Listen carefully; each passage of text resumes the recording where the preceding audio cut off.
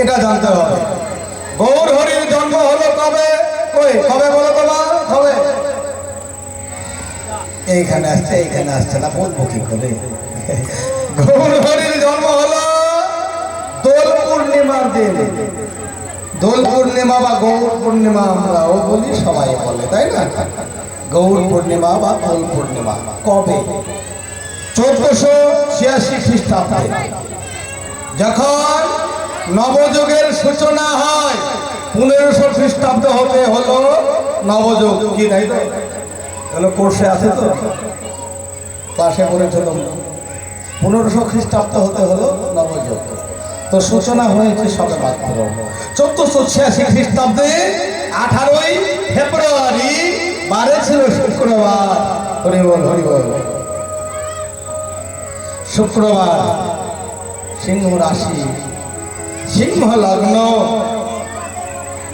ঠিক সন্ধ্যাবেলা। সময়টা কখন? 7টা 47 হয়ে 42 সেকেন্ড সময় যখন, তখন আমার গৌর হরি এলেন কোথায়? না শ্রীধাম নবদ্বীপে জগন্নাথ মিশ্রের ঘরে শচীন উদরে জনমল ভেল আমার গোড়া দ্বিজমণি।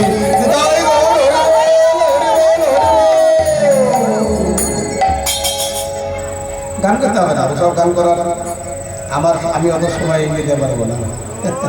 ওসব গৌরে লোরে হইচই করে নিতে দিলাম, ঘুরে দিলাম, থাক, ওগুলো আমার দরকার নেই। তো গৌর হরি জন্ম নিয়ে প্রথমে ফার্স্ট কি করলো? যে জাতি অস্পৃশ্যতা, ছোট, একে ছব না, এর ঘরে যাব না, এ ব্রাহ্মণ, এ জবন, এ হারি ধূম চন্ডাল মেথর মুচি, এইটা দূর করল। তোমরা মানুষ করে এসেছ, তোমরা সবাই সমান। নিতাই গৌর হরিবল হরিবল হরিবল। তো দেখুন, এবারে সেই গৌর হরিকে ভজতে হবে, সাজতে হবে।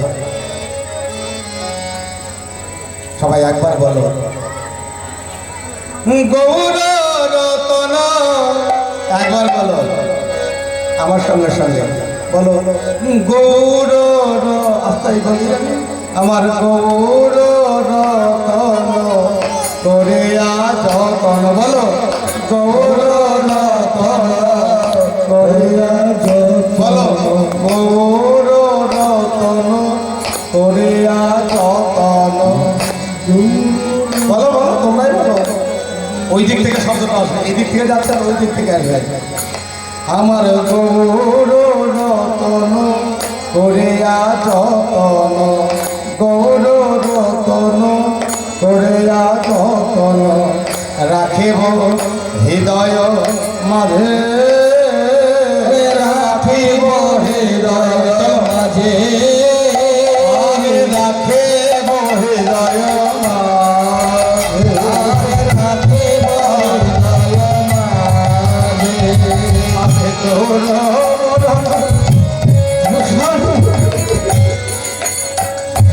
আমি গৌর বল ঘোষণা করিব,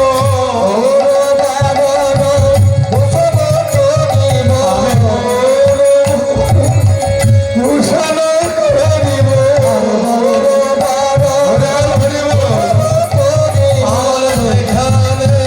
যেমন হবে আমার যেখানে, যেমন সাজে আমার যেখানে, যেমন আমার যেখানে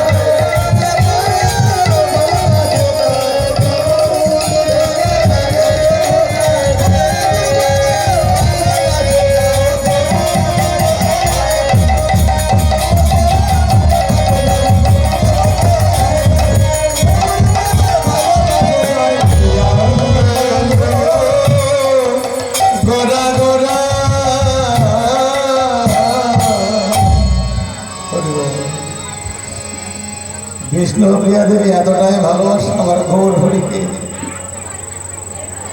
তাই আমার বিষ্ণুপ্রিয়া দেবী গৌর হরির রূপ দর্শন করে এসে বলছি, জানিস আমি আর কি বলবো, ওই গৌর হরির রূপের কাছে, ওই গৌর হরির রূপের কাছে মূল্যবান সোনা ওই একদিন হার মেনে গিয়েছে। তাই বুঝি বলছে হ্যাঁ, আরে সুবরণ বরণ হেরি নিজ কুবরণ, সুবরণ বরণ হেরি নিজ কুবরণ, সুবরণ সুবরণ সোনা, সোনার বরণ। সোনা একদিন গৌর হরির কাছে এসে, গৌর হরির এই যে জ্যোতি গৌর হরির কান্তির কাছে নিজে হার মেনে গিয়েছে।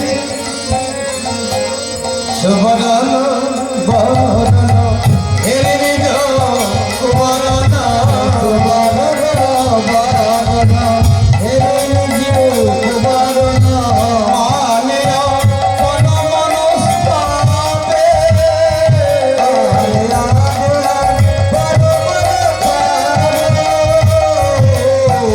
নিজ তনুজারি ভস্ম সম করইতে,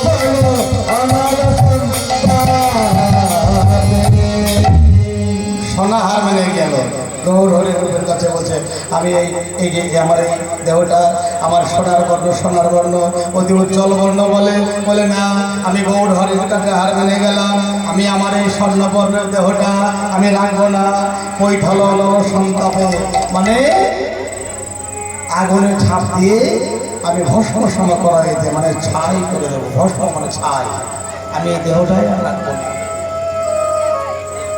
আমি এই দেহটা আর রাখবো না। এই বলে সোনা অতি দুঃখ করে গৌর হরির রূপের কাছে, জ্যোতির কাছে, ক্রান্তির কাছে হার মেনে নিজের নিয়ে ফিরে গেল। পড়াই করে এসেছিল সোনা। তারপরে কি হলো, আমার পদকর্তা প্রাণ ভরে দর্শন করছে। আজ আমার ভাব নিজে পদকর্তা বিষ্ণুপ্রিয়া ভাবাপন্ন হৃদয় বলছে, ওরে কাঞ্চনা রে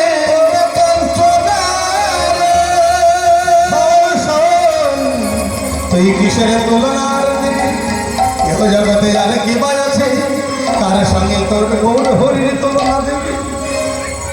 তবে শোনো, যা সব বিধিক অধিক নাহি অনুভবে, তুলনা দেবার নাহি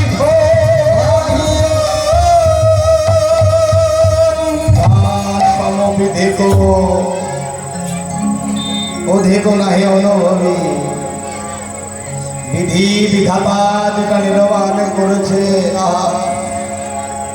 সেই নির্মাতা এত সুন্দর রূপের মানব তৈরি করেছে, ইহ জগতের আর কিছুই নাই যে তার সঙ্গে তুই তুলনা দিবি করে বিষ্ণুপ্রিয়া। তবে একটাই কথা শোন, যা সমবিধিক অধিক নাহি অনুভবী, তুলনা নেবার নাহি। হরি বল হরি বল, জগদানন্দন কহি ওহ তুলনা তো জগদানন্দন কহি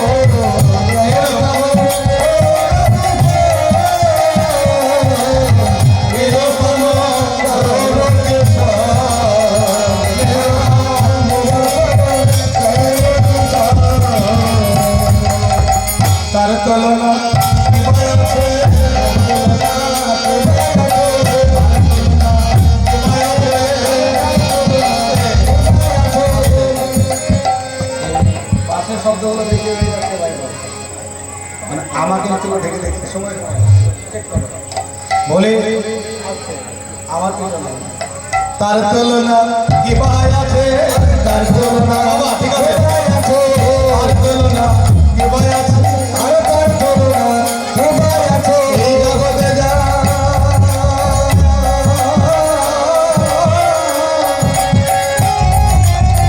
জগতে যার তুল মিলে না তার তুলনা কি ভাই আছে জগতে যা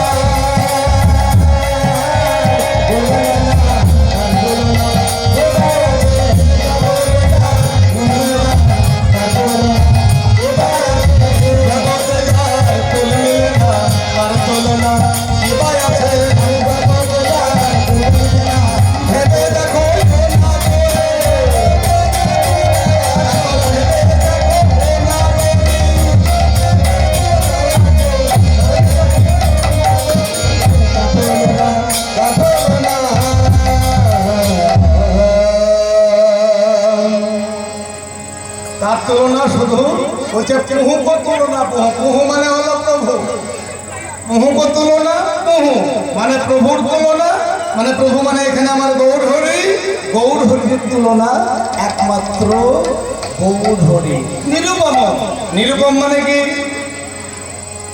সর্ব অঙ্গজার সুন্দর সর্বসুন্দর নিরুপম গৌর কিশোর আমার গৌর হরি তাই গৌর হরি বল হরি বল হরি বল হরি বল